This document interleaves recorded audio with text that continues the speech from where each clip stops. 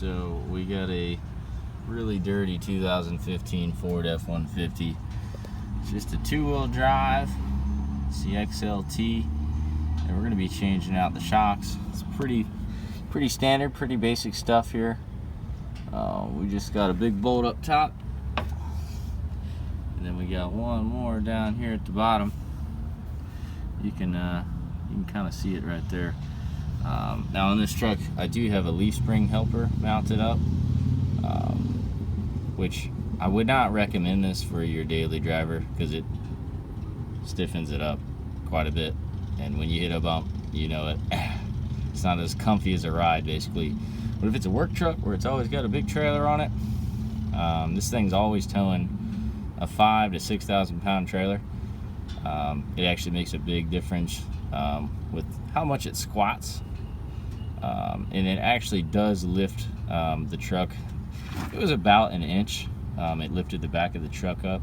So these new shocks here I got are Bilstein 5100. You know, good name, good brand. But these I got for the 1 inch, up to a 1 inch lift. So I got a little more shock length, basically, is what's going on here. That way I don't max out the stock ones because of that leaf spring helper kit that I added. So let's start turning some bolts and see what happens here. Okay, so it's a 15 millimeter in the front here, and then in the back it's a 19 millimeter nut. Now this thing in 2015 with 80,000 miles, so it was still pretty easy to crack. So I already cracked it. So now we're just gonna loosen it up and just get this bad boy off of here. Okay, so it came right out. And don't forget too, anytime you put some bolts back on, put a little bit of grease on the thread. It just makes it that much easier for corrosion, rust, things like that.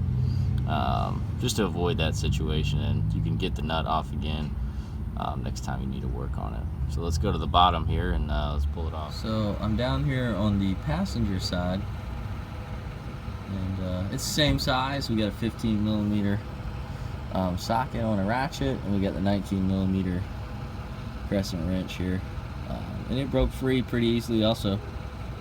So it's just a matter of spinning it off and hooking up to the next one. All right, you can see the shock came right out, no problem at all. So let's get it out here and let's just test it and see how bad it actually was. All right, so we got it out. It's already tested. It's actually not that bad. So, I mean, I'm barely pushing it. So I think I should be, to get it to do this, I should be applying more force than I actually am. So, just my left hand there. You can see.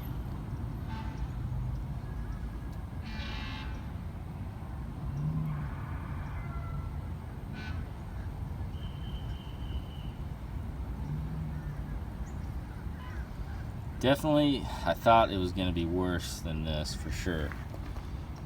That's for sure there.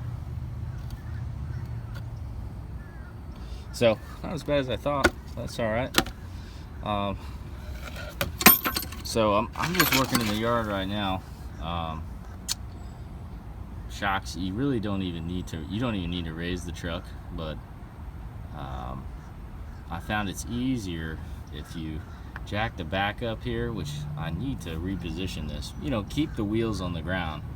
Just jack it up so the shock is fully extended or close to it, and it's just easier to install the new shock, so you don't have to sit there compressing it, trying to get it back on. But see, just keep the tires on the ground, you know, keep it safe. Now, if those tires ever leave the ground, before you get under there, you gotta have jack stands on it. I've heard of a lot of people getting hurt. Luckily, no one I know or around me, but you always hear those stories. They're not myths. So, be safe. Don't go and cost yourself a lot of money on health and medical bills for a simple mess up when you're just replacing something so simple, So just think about it before you do something like that. So let's get to the other side. Let's just make sure everything comes off. easily here. Don't forget, like I said, grease your bolts anytime you take a bolt off. Grease it. You ain't got to glob it on, just give it a little grease, just for corrosion and rust. I'm here in Florida, in the landscape capital, so I don't really have to worry about, you know, snow, salt roads, things like that. I do tow a boat occasionally on some of my trucks. However, I'm not freaking putting the truck in the water at all, or even anywhere near it. But I would say, if you were, you know, clean that off and make sure you're greasing everything. So let's check out the next shock here.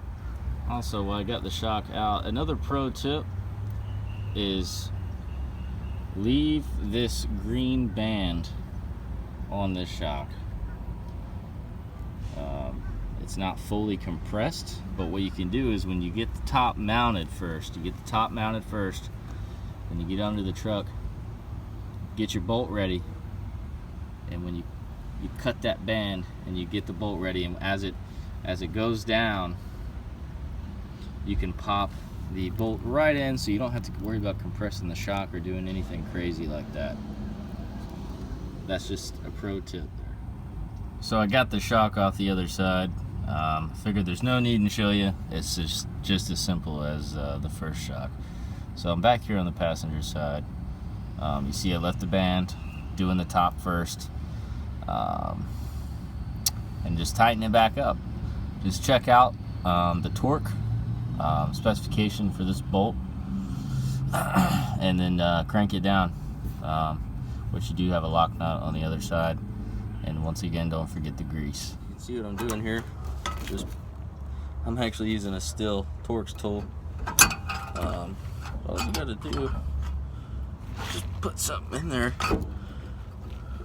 You can pry it in. Once you get it through enough, grab your nut and let the wrench do the rest of the work here. Much easier. Like I said, you don't really want to be hammering on stuff.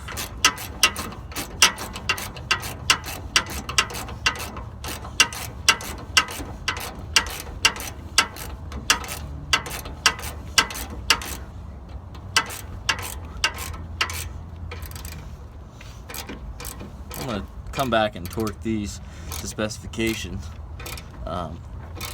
after I get it on with this ratchet. Whew. So let's cut the band here.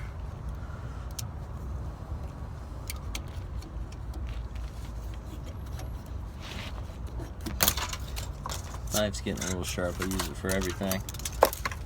Check it out. It is the King Innovation eye tool. Got a nice blade here. Got a saw, so you can cut tree branches. You can actually cut through PVC with it. This is stainless steel. You got this end here, good for prying things. You know, this irrigation tool is basically what it's for. I do a lot of irrigation stuff too. You got a poker here, clog leaks, stuff like that. You can poke through dirt and stuff and get enough water pressure going to blast it out. You got pliers, good cutters. Of course, you've got another poker, small flathead.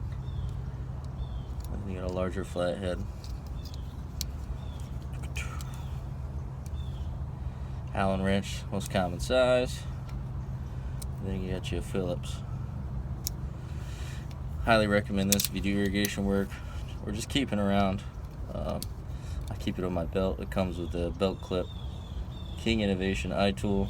Not affiliated with them at all, but I've had it for the last 8 months now. I've also got some Gerber multi-task tools, types like this. But since this one specializes with irrigation, super handy. So it's something I put on every morning and helps me just randomly throughout the day.